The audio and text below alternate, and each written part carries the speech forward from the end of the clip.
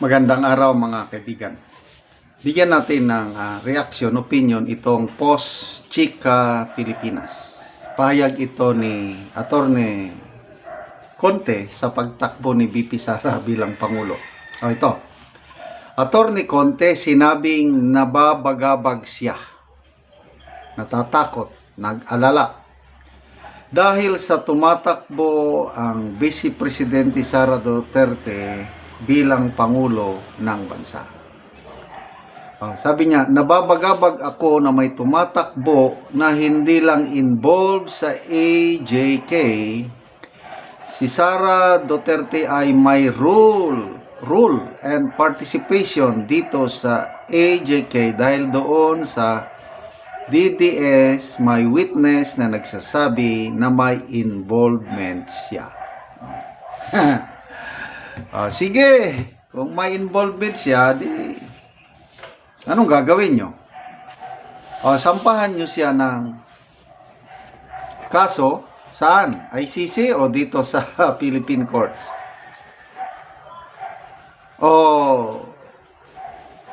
Ano ba yan? Isama nyo sa impeachment case niya? Hindi naman pwede.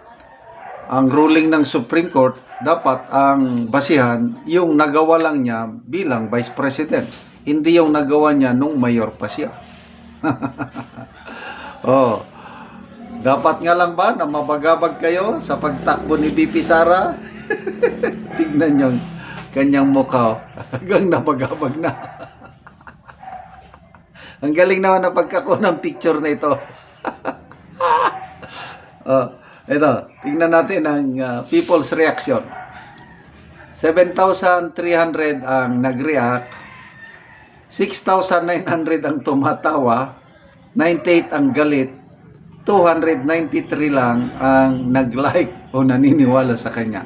So, dito makikita mo sa reactions, talaga sa bawat post, topic patungkol sa Duterte o Marcos, AJK, mga nasa 80 to 90% ang reaction pabor sa mga Duterte. At ang pumapabor lang sa Marcos administration o dito sa mga nag-aakusa sa mga Duterte nasa 10 to 20% lang. Kaya nakikita ko na sa 2028 national election, Presidente, nako. Baka yung boto ni BP Sara na 32 million nung Vice President siya, malampasan niya yun. Opinion ko lang yun, Based dito sa mga reaction and comments. Magbasa tayo. Isa pa, malala ko kay Attorney Conte. Nauna siya yung pinakasikat na Assistant Counsel to ICC. Akala ko talagang siya na ano ngayon? Natapos na yung confirmation of charges. Wala mang kunti na pinapasok doon. Dalawa lang lalaki, Andres and Butuyan. Attorney Conte, akala ko ba kayo yung abogado ng mga AJK victims? Bakit? Anong nangyari sa inyo? Mario Rolida, mukha pa lang nito. May masamang statement, hindi ko na lang basahin. Malapit ka na mapunta sa blank, masama rin. Franco James, kahit ano lang gawin niya para manalo kayong mga blank.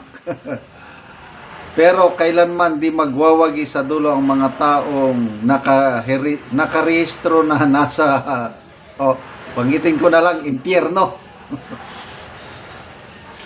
Mga bayarang abogado, kaya dumadami at lumalala ang ninanakaw sa administration na ito dahil sa kaliwat kanang bayaran ang mga faking witnesses. Emma Tesorero, hitsura pa lang mukhang di na pagkakatiwalaan. Joy Fernandez, kulang na lang isubo mo yung mic, madam.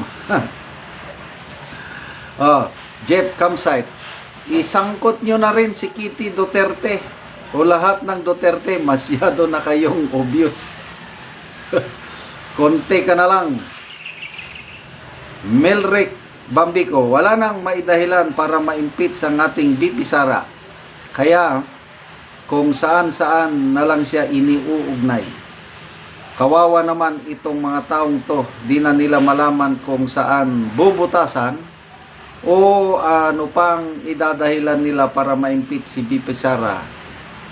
Wag lang siyang makaupong presidente at tiyak na may kalalagyan silang lahat. Mga masama na naman. Mga blank kayong lahat. Okay, so speaking of impeachment, sa March 2, kailan bang March 2? Sa Lunes na ba yun?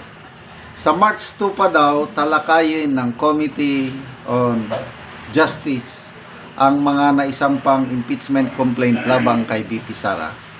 At nakakatawa o si Congressman Luistro, yung number 1 fan ni Martin Romualdez, kung di dahil kay Speaker walang AX, walang tupad, kulang na lang sabihin, kung di dahil kay Speaker walang ulan.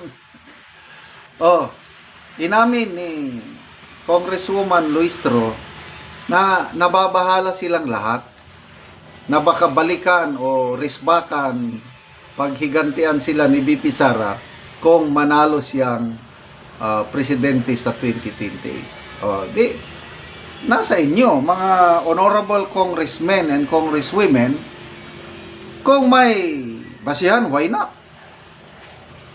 Impeach nyo. Bilib ako sa National Unity Party. Yung statement nila na sabi nila, binasa na namin, pinag-aralan yung 4 na impeachment complaint, walang mga bagong ebidensya. Kaya kung walang bagong ebidensyang ilalabas, parehas lang last year na mga impeachment complaint, hindi namin susuportahan ang impeachment complaint, hindi namin pipirmahan. Yun ang tama. Depende, i-base sa issues, i-base sa kailang, ang ating politics. Depende sa maleta Mali-maleta na lang. Kung may maleta, okay. Kung wala, tingnan natin. So good luck sa mga gustong magpatanggal kay VP Sara. Galingan ninyo. Salamat mga kaibigan sa inyong pagsubaybay sa ating channel. Nakakatulong kayo ng malaki sa tribong Talandig ng Bukidnon dahil ang income natin sa channel na ito is pantulong sa tribo. Namimigay tayo ng libreng yero at pako para makapagpatayo sila ng mas maayos na tirahan. Panoorin nyo ang video na ito. Manani ang matagaan og yero. So mag-atop na siya karon kay matagaan man namo siya yero. Amos siyang gitagaan para kay maayuhan ang ilang balay nga guba na. So mo ni ang kahintang nila diri sa abuhan. So gisapahan na lang og banig nga dili aron dili mutulo ang ulan. So gipangsapahan na lang gyud.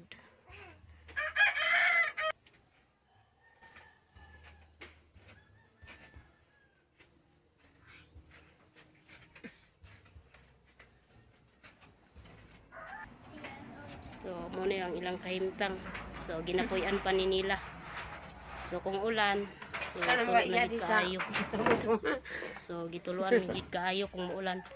So karon pila na katuig ining balay nga nung tuluan naman kaayo? 5. So 5 years na kay anak. Na. So pila ka buki mong anak? 2. So 2 imong anak. Salamat sa Ginoo nakapatok net karon. So makatop na gid mo karon kay natagaan mo giyero.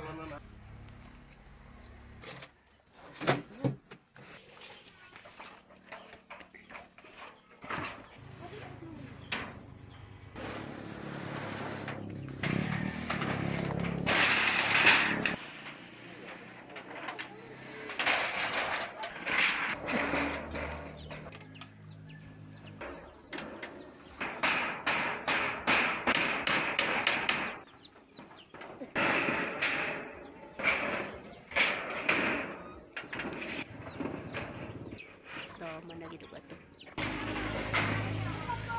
So karon managid og atop. So managyod og atop. So nindot na kaayo. Salamat sa Ginoo sa nagsponsor. Nga napulihan na inyong ato. Napulian ang mong ato. Oh, so dako gyud yung pasalamat kay dili na mo tuluan. So salamat pod.